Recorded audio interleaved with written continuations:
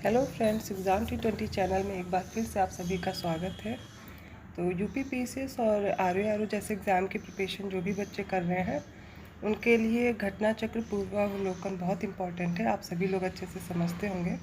तो मैं प्रियंका आप सभी लोग के लिए घटना चक्र पूर्वावलोकन की सारी सीरीज़ लेकर के आई हूँ। आप एग्ज़ाम T20 चैनल पर विज़िट करके देख सकते हैं कि यहाँ पर आपको घटना चक्र की सारी जो सब्जेक्ट हैं, जो सारे सब्जेक्ट्स हैं उनके वीडियो मिल जाएंगे। तो आज जो हम स्टार्ट कर रहे हैं वो भारतीय इतिहास है और फर्स्ट चैप्टर से हम लोग स्टार्ट करेंगे। ये हिंदी वर्जन है, इंग्लिश वर्जन में आपको दूसरे वीडियोस मिलेंगे। ओके, तो चलिए स्टार्ट करते हैं। पहला चैप्टर है प्राचीन भारत का इतिहास। हमें यहाँ से शुरुआत करनी है, जिसमें हम प्राचीन भारत के इतिहास में आज पहला चैप्टर पढ़ने वाले हैं, पाषाण काल। ठीक है, और यहाँ से स्टार्ट करेंगे। सबसे पहले हम लोग थ्योरी कवर करेंगे, उसके साथ साथ प्रश्नों को भी हल करेंगे। जिस काल का कोई लिखित साक्ष्य नहीं मिलता है उसे क्या कहते हैं? प्रागैतिहासिक काल कहते हैं। क्योंकि यहाँ पर साक्ष्य तो मिले हैं किंतु वो लिखित नहीं है, उन्हें समझा नहीं जा सकता। तो इतिहास से पहले का काल प्रागैतिहासिक काल। आद्य ऐतिहासिक काल में लिपि के साक्ष्य तो हैं किंतु उनके अपठ्य या दुर्बोध होने के कारण उनसे कोई निष्कर्ष नहीं निकलता। तो जो आद्य ऐतिहासिक काल है इसमें क्या है, हमें साक्ष्य तो मिले हैं किंतु वो अपठनीय है, उनको पढ़ा नहीं जा सकता, इसलिए वो क्या है, आद्य ऐतिहासिक काल है। जब से लिखित विवरण मिलते हैं वह ऐतिहासिक काल कहलाता है। उन विवरणों को हम समझ सकते हैं, पढ़ भी सकते हैं।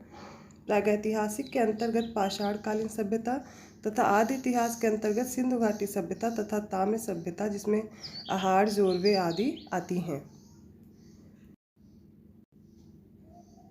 जबकि छठी शताब्दी ईसा पूर्व के आसपास ऐतिहासिक काल का आरंभ होता है। सर्वप्रथम 1863 ईस्वी में भारत में पाषाणकालीन सभ्यता का अनुसंधान प्रारंभ हुआ। पाषाण निर्मित उपकरणों की अधिकता के कारण संपूर्ण पाषाण युगीन संस्कृति को 3 मुख्य चरणों में विभाजित करा गया। देखिए, सबसे पहले जो पाषाणकालीन सभ्यता था उसका अनुसंधान कब शुरू हो गया? 1863 में इसका अनुसंधान शुरू हुआ। और देखते हैं कि जो पाषाण निर्मित उपकरण हैं उनकी अधिकता के कारण जो पाषाण युगीन संस्कृति है उसको हम क्या कर रहे हैं, 4 वर्गों में विभाजित कर दे रहे हैं। पाषाण जैसे ही पाषाण या फिर औजार जिस तरह के पत्थर यूज़ करते थे पुराने मानव, उसी के आधार पर विभाजन किया गया है। इनमें सबसे पहला है पुरा पाषाण काल, फिर मध्य पाषाण काल और फिर क्या है, नव पाषाण काल। ठीक है, इनमें क्या किया गया है, विभाजित किया गया है। 3 चरणों में ये विभाजित है। आगे देखते हैं। उपकरणों की भिन्नता के आधार पर पूरा पाषाण काल को भी 3 भागों में आगे हम विभाजित कर देते हैं। देखिए, सबसे पहले पाषाण के आधार पर 3 वर्ग विभाजित करते हैं। कौन कौन से? पूरा पाषाण काल, मध्य पाषाण काल और नव पाषाण काल। उसके बाद क्या करते हैं, अब जिस तरह के उपकरण यूज़ किए जा रहे हैं उसके आधार पर भी जो पूरा पाषाण है उसको भी क्या कर रहे हैं, 3 भागों में विभाजित कर रहे हैं। तो सबसे पहला देखते हैं पूरा पाषाण काल। यहाँ पर उपकरणों में क्रोड उपकरण, हस्त कुठार, खंडक एवं विदारणी जैसे उपकरण यूज़ होते थे। फिर दूसरा जो काल है इसमें मध्यपुरा पाषाण काल है। इसमें क्या यूज़ होते थे, फलक वाले उपकरण। और जब उच्च पुरा पाषाण काल की बात करेंगे तो इसमें तक्षणी और खुरचनी जैसे उपकरण इसमें यूज़ किए जाते थे। सर्वप्रथम पंजाब की जो सोहन नदी घाटी है जो कि अब पाकिस्तान में है, यहाँ से क्या मिला है, चापर चापिंग पेबुल संस्कृति के उपकरण प्राप्त हुए हैं। सर्वप्रथम मद्रास के समीप बदमदुरै तथा अतिरमपक्कम से हैंडेक्स संस्कृति के उपकरण प्राप्त किए गए। इस संस्कृति के अन्य उपकरण में क्या है, क्लीवर और स्क्रेपर भी आते हैं। भारतीय भूगर्भ सर्वेक्षण इंडियन जूलॉजिकल सर्वे के वैज्ञानिक रॉबर्ट्स ब्रूस फुट ब्रिटिश भूगर्भ वैज्ञानिक और पुरातत्वविद थे। 1863 ईस्वी में रॉबर्ट ब्रूस फुट ने मद्रास के पास पल्लवरम नामक स्थान से पहला हैंडेक्स प्राप्त किया था। तो आपसे ये पॉइंट इम्पॉर्टेंट है, याद कर लीजिए, पूछा जा सकता है कि सबसे पहला जो हैंडेक्स था वो कहाँ से प्राप्त किया गया। उनके मित्र विलियम किंग ने अतिरमपक्कम से पूर्व पाषाण काल के उपकरण खोज निकाले। वर्ष 1935 में डी टेरा के नेतृत्व में एल कैम्ब्रिज अभियान दल ने सोहन घाटी में सबसे महत्वपूर्ण अनुसंधान किए थे। बेलन घाटी में इलाहाबाद विश्वविद्यालय के GR शर्मा के निर्देशन में अनुसंधान किया गया। पूर्व पाषाण काल से संबंधित यहाँ कितने 44 पुरास्थल प्राप्त हुए हैं। उपकरणों के अतिरिक्त बेलन के लोहंदा नाला क्षेत्र से इस काल के अस्थि निर्मित मातृ देवी की एक प्रतिमा मिली है, जो संप्रति कौशाम्बी संग्रहालय में सुरक्षित है। फलकों की अधिकता के कारण मध्य पूरा पाषाण को क्या कहते हैं? फलक संस्कृति भी कहा जाता है। इन उपकरणों का निर्माण क्वार्टजाइट पत्थरों से किया गया है। पूरा पाषाण कालीन मानव का जीवन पूर्णतया प्राकृतिक था। वे प्रधानतः शिकार पर निर्भर रहते थे तथा उनका भोजन जो था वो मांस अथवा कंदमूल हुआ करता था। अग्नि के प्रयोग से अपरिचित रहने के कारण वे अभी मांस कैसा खाएंगे? कच्चा ही खाते थे। इस युग का मानव शिकारी और खाद्य संग्राहक होता था। इस काल के मानव को पशुपालन और कृषि का अभिज्ञान नहीं था। भारत में मध्य पाषाण काल के विषय में जानकारी सबसे पहले कब हुई? 1867 से 68 ईस्वी में हुई, जब आर्कीबाल्ड कार्लाइल ने विंध्य क्षेत्र से शैल चित्र खोज निकाले।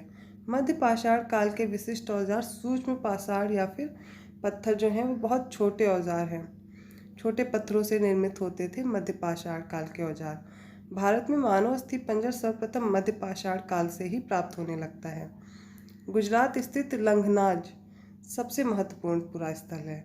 यहाँ से लघु पाषाणोपकरणों के अतिरिक्त पशुओं की हड्डियाँ, कब्रिस्तान तथा कुछ मिट्टी के बर्तन भी प्राप्त हुए हैं। यहाँ से क्या क्या मिला है देखिए। यहाँ से 14 मानव कंकाल भी मिले हैं। मध्य पाषाण कालीन महदहा प्रतापगढ़ में जो यूपी में है ये क्षेत्र, यहाँ से हड्डी और सींग प्राप्त हुए हैं। जी.आर. शर्मा ने महदहा के 3 क्षेत्रों का उल्लेख किया है, जो झील क्षेत्र, बूचड़खाना संकुल क्षेत्र और कब्रिस्तान निवास क्षेत्र में बटा था। बूचड़खाना संकुल क्षेत्र से ही हड्डी एवं सींग निर्मित उपकरण एवं आभूषण बड़े पैमाने पर पाए गए हैं। डॉक्टर जय नारायण पांडे द्वारा लिखित पुस्तक पुरातत्व विमर्श में महदहा, सराय नहर राय और दमदमा तीनों स्थलों से ही हड्डी के उपकरण एवं आभूषण पाए जाने का उल्लेख है। दमदमा में किए गए उत्खनन के फलस्वरूप पश्चिमी तथा मध्यवर्ती क्षेत्रों से कुल मिलाकर 41 मानव समाधान भी ज्ञात हुए हैं। अब इन समाधानों में से देखते हैं। 5 जो समाधान हैं युग्म समाधान हैं और एक समाधान में 3 मानव कंकाल और एक साथ दफनाए हुए मिले हैं। शेष समाधानों में एक एक कंकाल मिले हैं। इस प्रकार कुल 48 मानव कंकाल प्राप्त हुए हैं। सराय नहर राय से ऐसी समाधि मिली है जिसमें 4 मानव कंकाल एक साथ दफनाए गए थे। यहाँ की कब्रें समाधियाँ आवास क्षेत्र के अंदर स्थित थीं। कब्रें छिछली तथा अंडाकार थीं। विंध्य क्षेत्र के लेखैया के शिलाश्रय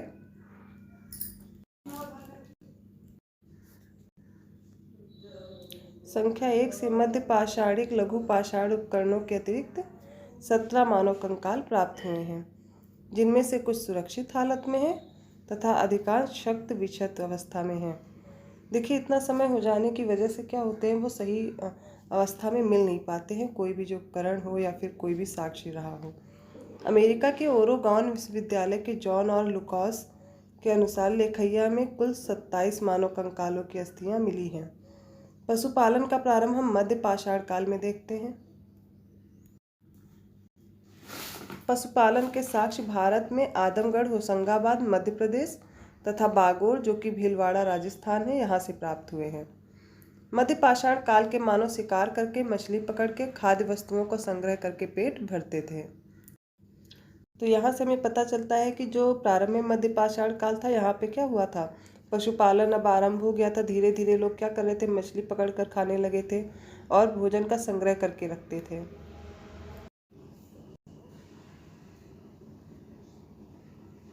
मध्य प्रदेश के रायसेन जिले में स्थित भीमबेटका प्रागैतिहासिक शैल चित्रकला का श्रेष्ठ उदाहरण है। भारत में सर्वाधिक 700 से अधिक शिलाश्रय प्राप्त हुए हैं, जिनमें से 243 को क्रमांक दिया गया है। इसमें से 133 शिलाश्रयों में चित्रकारी प्राप्त हुई है। यूनेस्को ने भीमबेटका शैल चित्रों को विश्व विरासत सूची स्थल में सम्मिलित किया है। ये एक इम्पॉर्टेंट पॉइंट है। आगे हम लोग देखते हैं, सर्वप्रथम खाद्यान्नों का उत्पादन नवपाषाण काल में ही प्रारंभ हुआ। इसी काल में गेहूं की कृषि प्रारंभ हुई। नवीनतम खोजों के आधार पर भारतीय उपमहाद्वीप में प्राचीनतम कृषि साक्ष्य वाला स्थल उत्तर प्रदेश के संत कबीर नगर जिले में लहुरा देव है। ये एक प्लेस है उत्तर प्रदेश में संत कबीर नगर में, जहाँ पर सबसे पहले क्या हुआ था, कृषि के साक्ष्य मिले सबसे पुराने। यहाँ से 9000 ईसा पूर्व से 7000 ईसा पूर्व के मध्य के चावल के साक्ष्य प्राप्त हुए हैं। उल्लेखनीय है कि इस नवीनतम खोज के पूर्व भारतीय उपमहाद्वीप का प्राचीनतम कृषि साक्ष्य वाला स्थान मेहरगढ़ पाकिस्तान के बलूचिस्तान में स्थित है। यहाँ से 700 ईसा पूर्व के गेहूं के साक्ष्य मिले हैं, जबकि प्राचीनतम चावल के साक्ष्य वाला स्थल क्या है, कोल्डिहवा इलाहाबाद जिले में बेलन नदी के तट पर स्थित है। यहाँ से 6500 ईसा पूर्व के 6500 ईसा पूर्व के चावल की भूसी के साक्ष्य मिले हैं, ऐसा माना जाता है। तो देखिए, सबसे पहले बताया गया है कि जो लहुरा देव है वहाँ पर क्या है, कृषि का सबसे पुराना साक्ष्य मिला हुआ है। और इसमें नवीनतम खोज के बारे में अगर बात की जाए तो जो पाकिस्तान का मेहरगढ़ वाला ज़िला है पाकिस्तान के बलूचिस्तान में, वहाँ से क्या मिले हैं, चावल के साक्ष्य। और चावल की भूसी के साक्ष्य कहाँ से मिले हैं, इलाहाबाद में बेलन नदी के पास कोल्डिहवा से। अब आगे बात करते हैं। चीन के यांगत्जी नदी घाटी क्षेत्र में लगभग 7000 ईसा पूर्व में चावल उगाया गया। मक्का लगभग 6000 ईसा पूर्व का प्रथम साक्ष्य मैक्सिको में पाया गया था। ठीक है।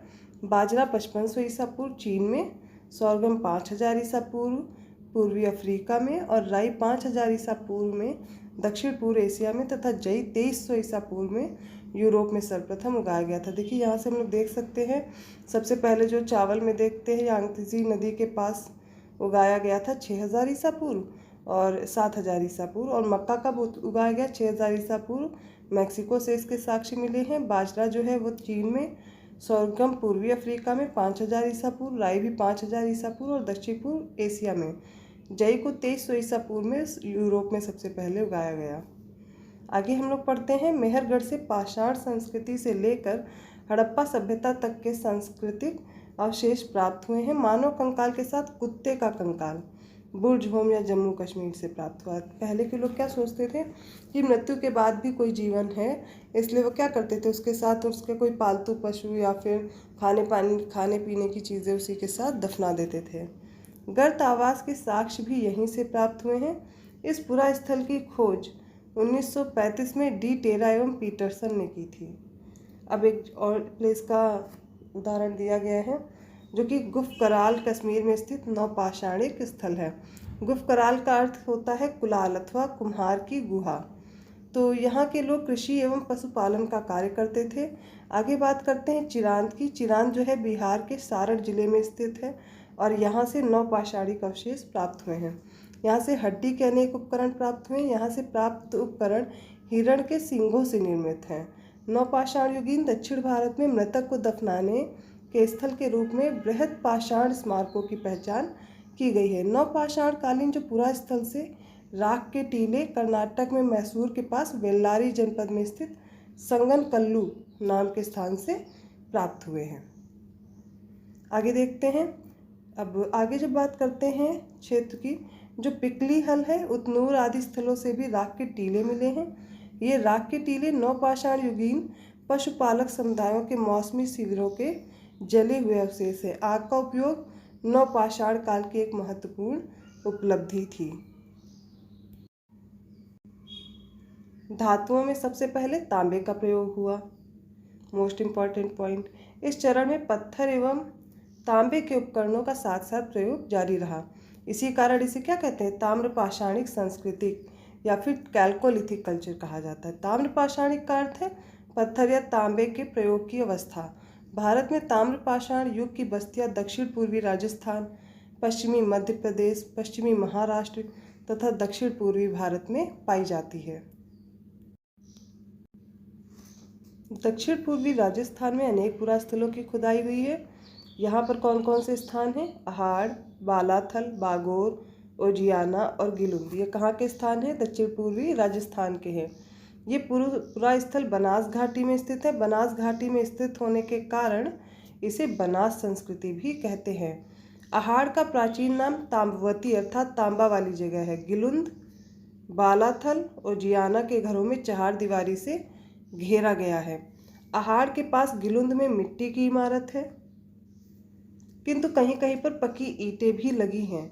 गिलुंद में तांबे के टुकड़े मिले हैं। अहाड़ संस्कृति 2100 से 1500 ईसा पूर्व अन्य ताम्र पाषाणिक संस्कृतियों से भिन्न है, क्योंकि जहाँ दूसरे केंद्रों में लाल व काले लेप के मृदभांड मिले हैं, वहीं पर इस लेप के ऊपर सफ़ेद रंग की चित्रकारी की गई कृष्ण लोहित मृदभांड परंपरा विशिष्ट रही है। देखिए, सब जगह अलग अलग तरह के मृदभांड मिलते थे, इसी तरह से उनकी विशेषता हमें पता चलती है। पश्चिमी मध्य प्रदेश में मालवा, कैथा, एरन, नवदाटोली ये प्रमुख स्थल हैं। नवदाटोली मध्य प्रदेश का एक महत्वपूर्ण ताम्रपाषाणी पुरा स्थल है जो खारगोन जिलों में स्थित है। इसका उत्खनन HD संकालिया ने कराया था। यहाँ से मिट्टी, बांस एवं फूस के बने चौकोर और वृत्ताकार घर भी मिले हैं। यहाँ के मूल मृदभांड लाल और काले रंग के हैं, जिन पर ज्यामितीय आरेख उत्कीर्ण है। ये किसकी बात की गई है? नवदाटोली की। अब बात करते हैं कायथा संस्कृति की, जो हड़प्पा संस्कृति की कनिष्ठ समकालीन है। इसके मृदभांडों में कुछ प्राक हड़प्पीय लक्षण दिखाई देते हैं, साथ ही इन पर हड़प्पाई प्रभाव भी स्पष्ट दिखाई देता है। इस संस्कृति की लगभग 40 बस्तियां मालवा क्षेत्र से प्राप्त हुई हैं, जो कि अत्यंत छोटी छोटी हैं। मालवा संस्कृति अपने मृदभांडों की उत्कृष्टता के लिए जानी जाती है। मध्य प्रदेश में कायथा और एरण की तथा पश्चिमी महाराष्ट्र में इनाम गांव की बस्तियां किलाबंद हैं। पश्चिमी महाराष्ट्र में प्रमुख पुरा स्थल हैं अहमदनगर जिले में जोरवे, निवासा और दैमाबाद। पुणे जिले में चंदोली, सोनगांव, इनाम गांव, प्रकाश और नासिक। ये सभी पुरा स्थल क्या है? जोरवे संस्कृति, जो कि 1400 से 700 ईस्वी पूर्व के हैं। अब तक ज्ञात 200 जोरवे स्थलों में गोदावरी का दैमाबाद सबसे बड़ा है।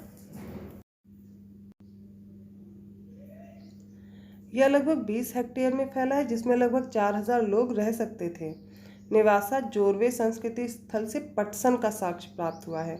टोटीदार पात्र परंपरा जोरवे संस्कृति की ही विशिष्ट पहचान है। महाराष्ट्र की ताम्र पाषाण कालिक संस्कृति जोरवे संस्कृति के निवासा, दायमाबाद, चंदोली, इनाम गांव आदि पुरा स्थलों में मृतकों को अस्थि में कलश में रखकर उत्तर से दक्षिण दिशा में घरों के फर्श में दफनाए जाने के साक्ष्य प्राप्त हुए हैं। आरंभिक ताम्रपाषाण अवस्था के इनाम गांव स्थल पर चूल्हों सहित बड़े बड़े कच्ची मिट्टी के मकान और गोलाकार गड्ढों वाले मकान मिले हैं। पश्चात की अवस्था, जो कि 1300 से 1000 ईसा पूर्व है, इसमें 5 कमरों वाला एक मकान मिला है, जिसमें 4 कमरे आयताकार हैं और एक वृत्ताकार। इनाम गांव में 130 से अधिक घर और NCERT के अनुसार 100 से अधिक देखा गया है और अनेक कब्रें पाई गई हैं। यह बस्ती किलाबंद है और खाई से घिरी हुई है। यहाँ पर शिल्पी या फिर जो पंसारी लोग होते थे वो पश्चिम छोर पर रहते थे, जबकि सरदार प्रायः केंद्र स्थल में रहता था। यहाँ से अन्नागार भी मिला है। पूर्वी भारत में गंगा तटवर्ती चिरांद के अलावा पश्चिम बंगाल के बर्दवान जिले के पांडुराजर ढिबी और बीरभूम जिले में महिषदल उल्लेखनीय ताम्रपाषाण कालिक स्थल है। ताम्रकालीन कुछ अन्य पुरा स्थल जहाँ खुदाई हुई वे हैं बिहार, सोनवार, सोनपुर, ताराडीह, पूर्वी उत्तर प्रदेश और खैराडीह और नरहन। यहाँ पर देखते हैं बिहार, महाराष्ट्र और मध्य प्रदेश में रहने वाले लोग टोटी वाले जलपात्र, गोड़ीदार तस्तियाँ और गोड़ीदार कटोरे बनाते थे। दक्षिण पूर्वी राजस्थान की अब बात करते हैं। इसमें पश्चिमी मध्य प्रदेश, पश्चिमी महाराष्ट्र और अन्यत्र रहने वाले ताम्रपाषाण युग के लोग मवेशी पालन और कृषि भी करते थे। वे गाय, भेड़, बकरी, भैंस रखते थे और हिरण का शिकार भी करते थे। यहाँ से ऊंट के अवशेष प्राप्त हुए हैं। मुख्य अनाज इनका गेहूँ और चावल के अतिरिक्त वे बाजरे की भी खेती करते थे। ताम्रपाषाण युग के लोग शिल्प कर्म में निसंदेह बड़े दक्ष थे और पत्थर का काम भी अच्छा करते थे। वे कार्नेलियन, स्टेटाइट और क्वार्ट्ज क्रिस्टल जैसे अच्छे पत्थरों से मनके या गुटिकाएँ भी बनाते थे। वो लोग कताई बुनाई जानते थे, क्योंकि मालवा में चरखे और तकलियाँ मिली हैं। महाराष्ट्र में कपास, सन, सेमल की रुई के बने धागे भी मिले हैं। इनाम गांव में कुंभकार, धातुकार, हाथी दांत के शिल्पी, चूना बनाने वाले और खिलौने की मिट्टी की मूर्ति, टेराकोटा बनाने वाले कारीगर भी दिखाई देते हैं। आगे देखते हैं तो इनाम गांव में मातृ देवी की प्रतिमा मिली है, जो पश्चिमी एशिया में पाई जाने वाली ऐसी प्रतिमा के प्रतिरूप है। मालवा और राजस्थान में मिली रूढ़ शैली से बनी मिट्टी की वृषभ मूर्तिकाएं सूचित करती हैं कि वृषभ शान धार्मिक पंथ का प्रतीक था। पश्चिमी महाराष्ट्र की चंदौली और नेवासा बस्तियों में कुछ बच्चों के गलों में तांबे के मनकों का हार पहनाकर उन्हें दफनाया गया है, जबकि अन्य बच्चों की कब्रों में सम्मान के तौर पर कुछ बर्तन मात्र हैं। महाराष्ट्र में मृतक को उत्तर दक्षिण दिशा में रखा जाता था, किंतु दक्षिण भारत पूर्व पश्चिम की दिशा में। ठीक है। पश्चिमी भारत में लगभग संपूर्ण शवाधान एक्सटेंडेड बरियल प्रचलित था, जबकि पूर्वी भारत में आंशिक शवाधान फ्रैक्शनल बरियल चलता था। सबसे बड़ी निधि मध्य प्रदेश के गंगेरिया से प्राप्त हुई है। इसमें 424 तांबे के औजार एवं हथियार तथा 102 चांदी के पतले पत्थर हैं। चलिए आगे देखते हैं। कायथा के एक घर में तांबे के 28 कंगन और 2 अद्वितीय ढंग की कुल्हाड़ियां पाई गई हैं। इसी स्थान में स्टेटाइट और कार्नेलियन जैसे कीमती पत्थरों की गोलियों के हार पात्रों में जमा पाए गए हैं। गणेश्वर स्थल राजस्थान में खेतरी ताम्रपट्टी के सीकर झुंझुनू क्षेत्र के तांबे की समृद्ध खानों के निकट पड़ता है। दक्षिण भारत में ब्रह्मगिरी, पिकली हल, संगनकल्लू, मस्की, हल्लू आदि ताम्र पाषाण युगीन बस्तियों के साक्ष्य मिले हैं। में कृषक की अपेक्षा चरवाहा संस्कृति का अधिक प्रमाण मिला है। भारत में सर्वप्रथम 1861 ईस्वी में अलेक्जेंडर कनिंघम को पुरातत्व सर्वेक्षक के रूप में नियुक्त किया गया था। 1871 ईस्वी में पुरातत्व सर्वेक्षण को सरकार के एक विभाग के रूप में गठित किया गया था। वर्ष 1901 में देखते हैं लॉर्ड कर्जन के समय में इसे भारतीय पुरातत्व सर्वेक्षण के रूप में केंद्रीकृत कर जॉन मार्शल को इसका प्रथम महानिदेशक बनाया गया था। वर्ष 1902 में जॉन मार्शल ने कार्यभार ग्रहण किया। देखिए यहाँ तक हमने पूरी थ्योरी पढ़ ली है। अब इसके आगे हम क्या करेंगे, एक एक करके सभी प्रश्नों को सॉल्व करने की कोशिश करेंगे ऊपर थ्योरी के माध्यम से। देखिए वो हमने इसलिए पढ़ लिया है कि आगे प्रश्न करेंगे, फिर से रिपीट होंगी चीज़ें, तथ्य हम फिर से समझेंगे। तो एकदम से हम सारी चीज़ें रट नहीं सकते, बट धीरे धीरे अगर हम पढ़ते रहेंगे तो 4 ऑप्शन दिए होते पेपर में और हम एलिमिनेट करके आंसर वहाँ पर निकाल सकते हैं। तो सबसे पहला प्रश्न हमें दिया गया है, रॉबर्ट ब्रूस फुट थे एक क्या थे? वो भूगर्भ वैज्ञानिक थे, पुरातत्वविद थे, पूरा वनस्पति शास्त्री थे या फिर इतिहासकार थे? इसका सही उत्तर हो जाएगा ए और बी, वो भूगर्भ वैज्ञानिक और पुरातत्वविद थे। चलिए इसका एक्सप्लेनेशन देख लेते हैं। इंसाइक्लोपीडिया ब्रिटानिका के अनुसार रॉबर्ट ब्रूस फुट ब्रिटिश भूगर्भ वैज्ञानिक और पुरातत्वविद थे।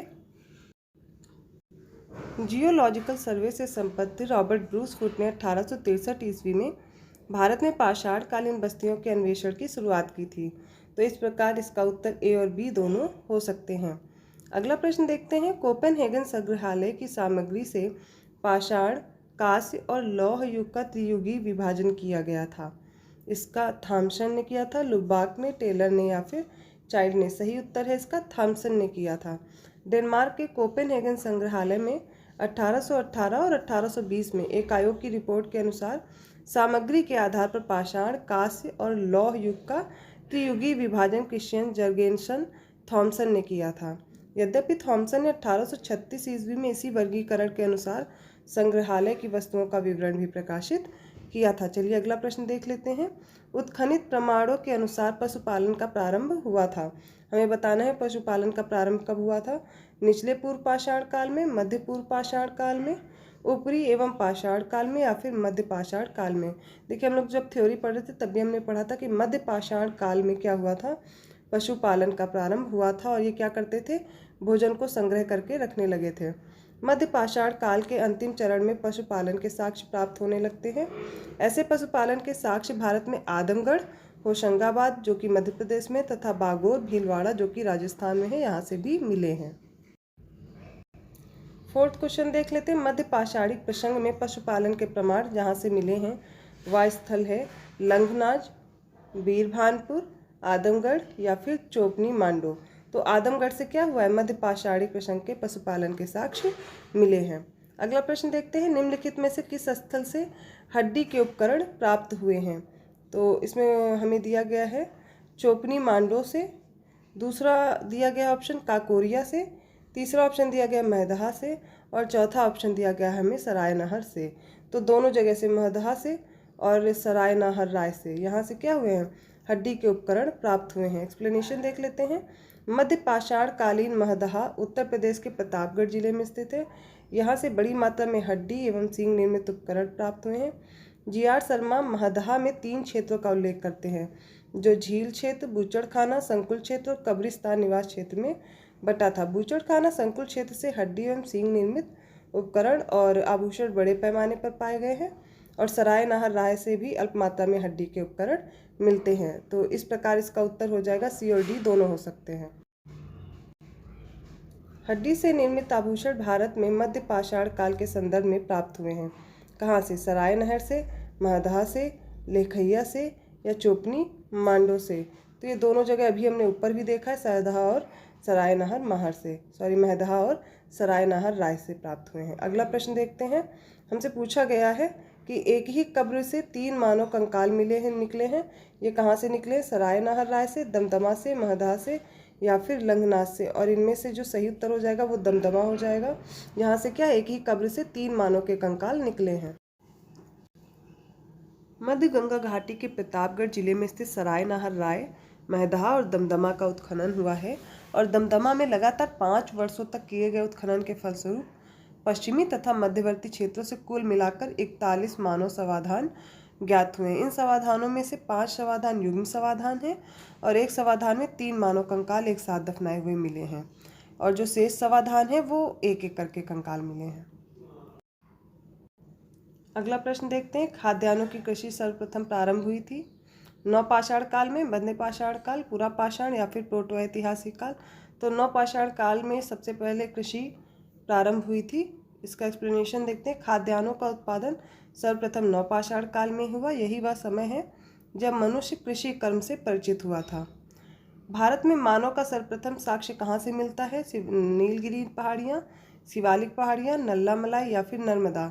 तो इसका सही उत्तर हो जाएगा नर्मदा घाटी से। यहाँ पे सर्वप्रथम मानव का साक्ष्य मिलता है भारत में। ये एनसीईआरटी का प्रश्न है और देख लीजिए इसका एक्सप्लेनेशन। भारत में मानव का सर्वप्रथम साक्ष्य मध्य प्रदेश के पश्चिमी नर्मदा क्षेत्र में स्थित हथनौरा, जिसको होशंगाबाद के नाम से जाना जाता है, पुरास्थल से प्राप्त हुआ। इसकी खोज पुरातत्वविद अरुण सोनकिया द्वारा 5 दिसंबर 1982 में किया गया था। अगला प्रश्न देखते हैं। प्रथम मानव जीवाश्म किस नदी घाटी से प्राप्त हुआ है? गंगा नदी घाटी, यमुना नदी घाटी या फिर नर्मदा घाटी या फिर ताप्ती या इनमें से कोई नहीं या फिर एक से अधिक। तो इसका जो सही उत्तर है वो नर्मदा घाटी, क्योंकि यहीं पे मनुष्य का सर्वप्रथम साक्ष्य मिला है और यहीं के सर्वप्रथम जीवाश्म मिले हैं। मानव द्वारा सर्वप्रथम अनाज था प्रयुक्त जो करते थे वो, उसमें गेहूँ, चावल, जौ, बाजरा। तो देखिए बहुत बार ये प्रश्न पूछा गया और काफ़ी इंपॉर्टेंट है। जौ क्या था कि मानव द्वारा सर्वप्रथम प्रयुक्त किया जाने वाला अनाज था। आधुनिक मानव समाज द्वारा मुख्य रूप से 8 खाद्य अनाजों का उपयोग किया गया है। जौ, गेहूँ, चावल, मक्का, बाजरा, सोरगम, राई, जई अनाजों के पौधे विभिन्न क्षेत्रों में जंगली घास के रूप में विद्यमान थे, जिन्हें बीजों के रूप में अलग अलग क्षेत्र में अलग अलग समय पर मानव ने उगाया। वैश्विक दृष्टि से देखा जाए तो सर्वप्रथम जौ 8000 ईसा पूर्व के आसपास भूमध्य सागर एवं ईरान के मध्य स्थित पश्चिम एशिया के देश में मानव द्वारा उगाया गया। बाद में लगभग इन्हीं क्षेत्रों में 8000 ईसा पूर्व के आसपास ही गेहूं भी उगाया जाने लगा। अब अगला प्रश्न देख लेते हैं। भारतीय उपमहाद्वीप में कृषि के प्राचीनतम साक्ष्य कहाँ से मिले? कोल्डिहवा से, लहुरा देव से, मेहरगढ़ से या टोकवा से। इसका सही उत्तर हो जाएगा लहुरा देव से। नवीनतम खोजों के आधार पर भारतीय उपमहाद्वीप में प्राचीनतम कृषि साक्ष्य वाला स्थल उत्तर प्रदेश के संत कबीर नगर जिले में स्थित लहुरा देव है। यहाँ से 9000 ईसा पूर्व से 7000 ईसा पूर्व तक के बीच में चावल के साक्ष्य प्राप्त हुए। उल्लेखनीय है कि इस नवीनतम खोज के पूर्व भारतीय उपमहाद्वीप का प्राचीनतम कृषि साक्ष्य वाला स्थल मेहरगढ़ पाकिस्तान के बलूचिस्तान में स्थित था। यहाँ से 7000 ईसा पूर्व के गेहूं के साक्ष्य मिले हैं, जबकि प्राचीनतम चावल के साक्ष्य वाला स्थल कोल्डिहवा इलाहाबाद जिले में बेलन नदी के तट पर यह स्थित है। यहाँ से 6500 ईसा पूर्व के चावल की भूसी के साक्ष्य मिले हैं, ऐसा माना जाता है। उपरोक्त संदर्भों में अब यदि विकल्प में लहुरा देव रहता है तो क्या होगा, लहुरा देव ही सही होगा, नहीं होगा तो क्या होगा, इसका जो मेहरगढ़ था वो ही माना जाएगा।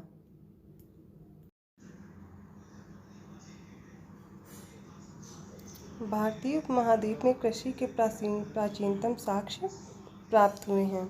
ऑप्शन दिया गया है ब्रह्मगिरी से, बुर्जहोम से, कोलडीवा से या फिर मेहरगढ़ से। तो इसका सही उत्तर दिया जाएगा मेहरगढ़ से। ठीक है, अगला प्रश्न देखते हैं। भारतीय उपमहाद्वीप में कृषि के प्राचीनतम साक्ष्य कहाँ से प्राप्त हुए हैं?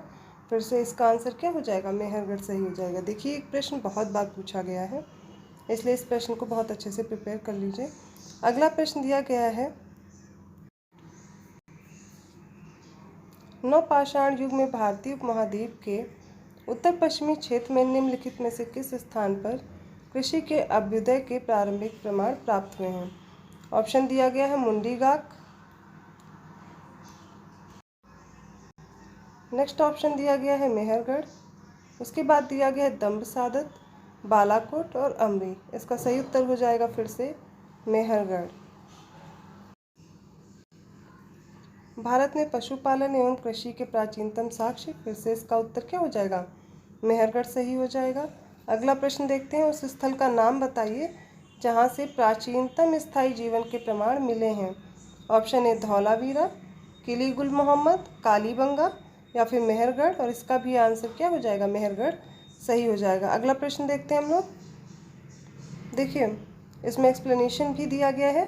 प्राचीनतम स्थायी जीवन के प्रमाण सर्वप्रथम बलूचिस्तान के कच्छी मैदान स्थित मेहरगढ़ से मिले हैं, जिसकी प्रामाणिक तिथि 7वीं सहस्राब्दी ईसा पूर्व 7000 ईसा पूर्व है, जबकि किली गुल मोहम्मद एवं कालीबंगा की प्राचीनतम तिथि क्या दी गई है, 4000 से 3500 ईसा पूर्व है। तो सही विकल्प क्या हो जाएगा, ऑप्शन नंबर डी मेहरगढ़। अगला प्रश्न दिया गया हमें, 18वां प्रश्न है, निम्नलिखित में से मध्य पाषाण काल में पशुपालन के प्रमाण कहाँ से मिलते हैं? औदे, बोरी, बागोर या फिर लखनिया। इसका सही उत्तर हो जाएगा ऑप्शन सी बागोर से। एक्सप्लेनेशन देख लेते हैं हम लोग। मध्य पाषाण काल से पशुपालन के साक्ष्य प्राप्त होने लगते हैं। पशुपालन के प्रारंभिक साक्ष्य एमपी में होशंगाबाद के निकट आदमगढ़पुरा स्थल और राजस्थान के भिलवाड़ा जिले में स्थित बागोर से मिलते हैं। निम्नलिखित में से किसको चालकोलिथिक युग भी कहा जाता है? पुरापाषाण युग, नवपाषाण युग, ताम्रपाषाण युग या फिर लौह युग। इसका सही उत्तर है ताम्रपाषाण युग। इसी को ही क्या कहते हैं, कैल्कोलिथिक या फिर चालकोलिथिक युग कहा जाता है। अगला प्रश्न देखते हैं, आहड़ सभ्यता के बारे में निम्न कथनों पर विचार कीजिए। आहड़वासी तांबा गलाना जानते थे, ये लोग चावल से परिचित नहीं थे, धातु का काम आहड़वासियों की अर्थव्यवस्था का एक साधन था, यहाँ से काले लाल रंग के मृद्भांड मिले जिन पर सामान्यतः सफ़ेद रंग की ज्यामिति उकेरी गई है। इनमें से सही उत्तर का चुनाव करना है, तो इसमें से पहला, दूसरा और चौथा सही है, तीसरा कथन गलत दिया गया है। ये एक्सप्लेनेशन भी देख लेते हैं। ऑप्शन नंबर ए सही है। ठीक है, अहाड़ दक्षिण पूर्वी राजस्थान में स्थित एक प्रमुख ताम्रपाषाणिक संस्कृति का स्थल है। अहाड़ संस्कृति के लोग मूलतः कृषक एवं पशुपालक थे। वे गेहूं, जौ तथा चावल से परिचित थे। अहाड़ एक अन्य नाम ताम्बवंती, तांबा वाला जो स्थान है वह मिलता है, जिससे सूचित होता है कि यहाँ तांबा बहुतायत में उपलब्ध था। यहाँ के निवासी तांबे को गलाकर मनचाही वस्तुएं तैयार करते थे। धातु का काम अहाड़ वासियों की अर्थव्यवस्था का एक प्रमुख साधन था। यहाँ से काले लाल रंग के मृद्भांड की प्राप्ति हुई है, जिन पर सामान्यतः सफ़ेद रंग से ज्यामिति आकृतियाँ उकेरी गई हैं। इसके बाद 21 नंबर का प्रश्न है, निम्नलिखित में से किस एक पुरा स्थल से पाषाण संस्कृति से लेकर हड़प्पा सभ्यता तक के सांस्कृतिक अवशेष प्राप्त हुए हैं? आमरी, मेहरगढ़, कोटदीजी या फिर कालीबंगा। इसका सही उत्तर है मेहरगढ़ से प्राप्त हुए हैं। बलूचिस्तान पाकिस्तान में स्थित पुरा स्थल मेहरगढ़ से पाषाण संस्कृति से लेकर के हड़प्पा सभ्यता तक के सांस्कृतिक अवशेष मिले हैं। नवदा टोली का उत्खनन किसने किया था, ये हमसे पूछा गया है। HD सांकलिया ने किया था। नवदा टोली मध्य प्रदेश का उत्खनन दक्कन कॉलेज पूना के प्रोफेसर हैं HD सांकलिया, इन्होंने कराया था।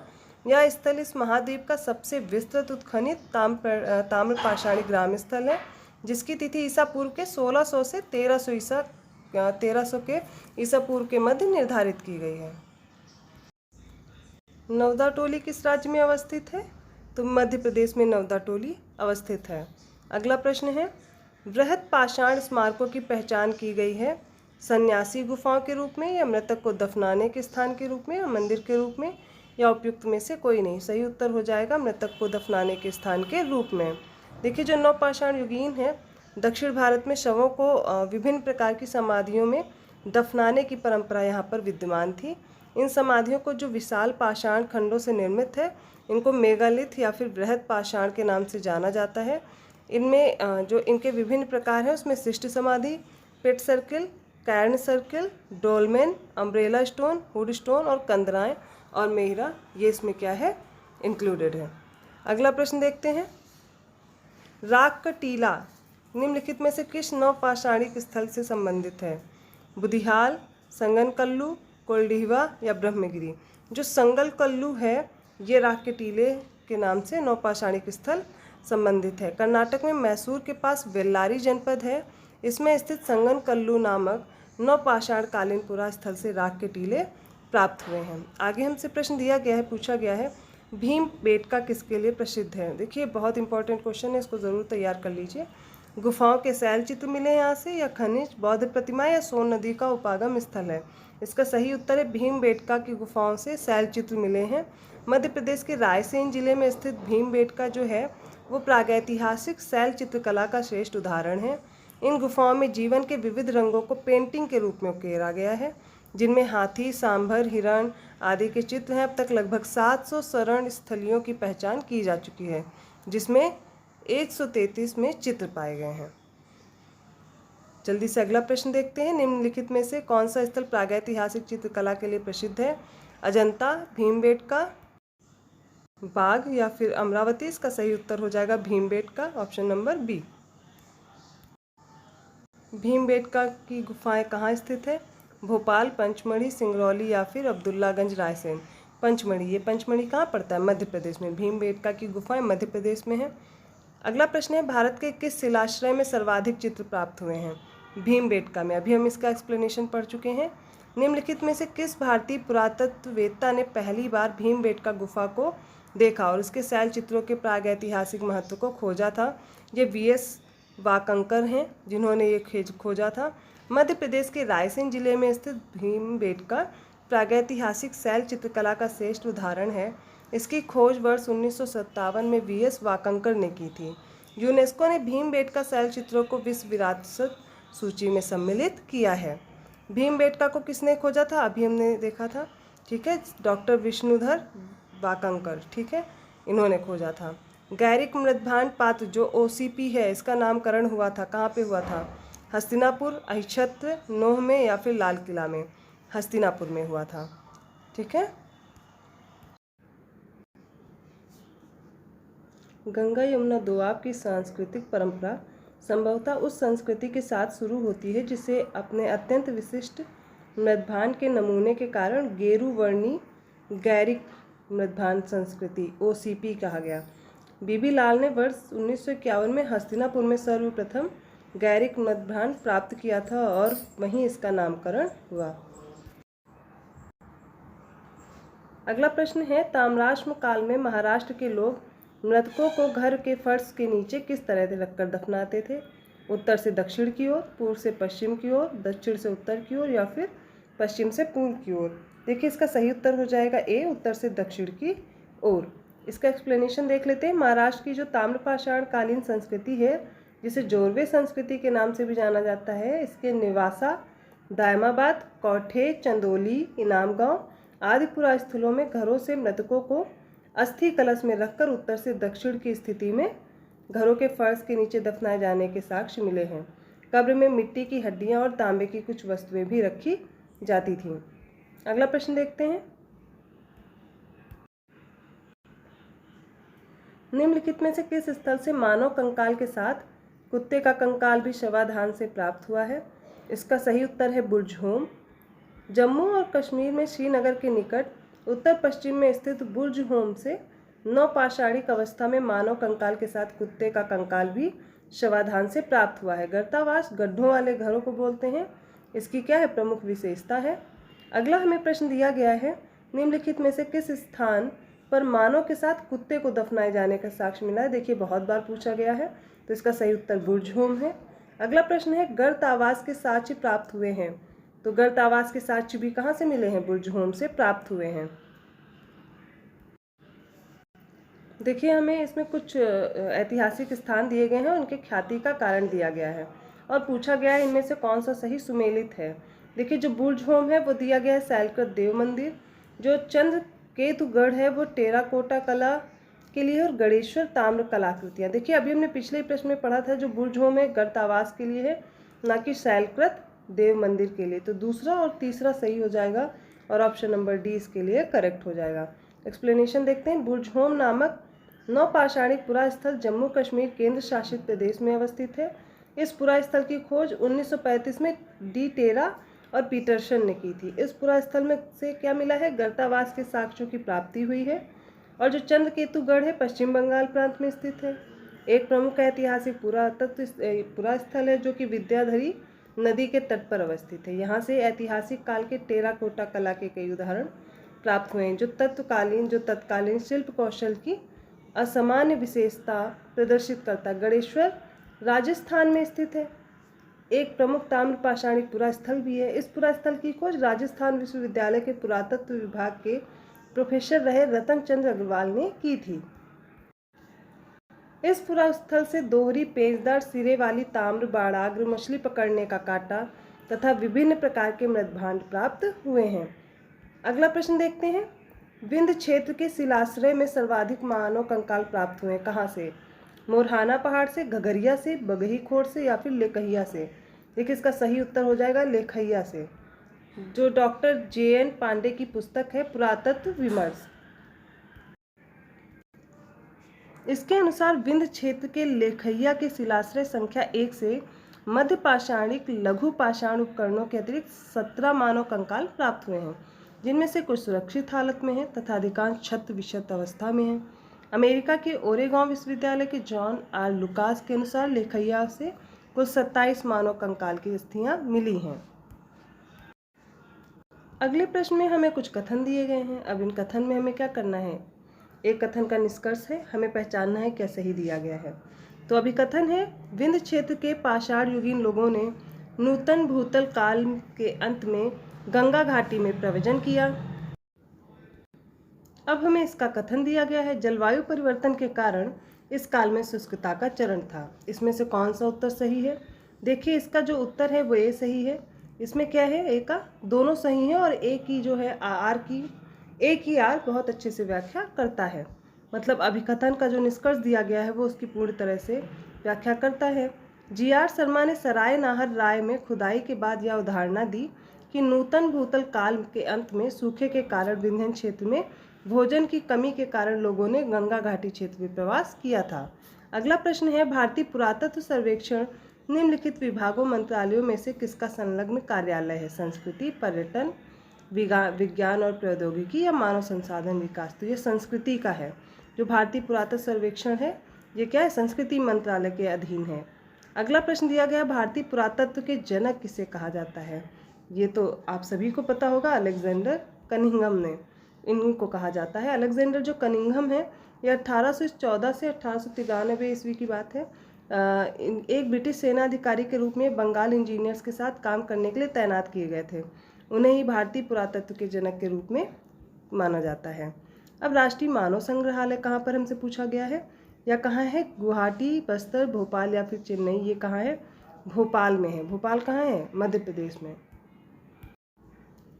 राष्ट्रीय मानव संग्रहालय जिसका नाम बदलकर क्या रखा गया, इंदिरा गांधी राष्ट्रीय मानव संग्रहालय कर दिया गया है, भोपाल मध्य प्रदेश में स्थित है। और यह भारत सरकार के संस्कृति विभाग के अंतर्गत स्वायत्त शासी संगठन है।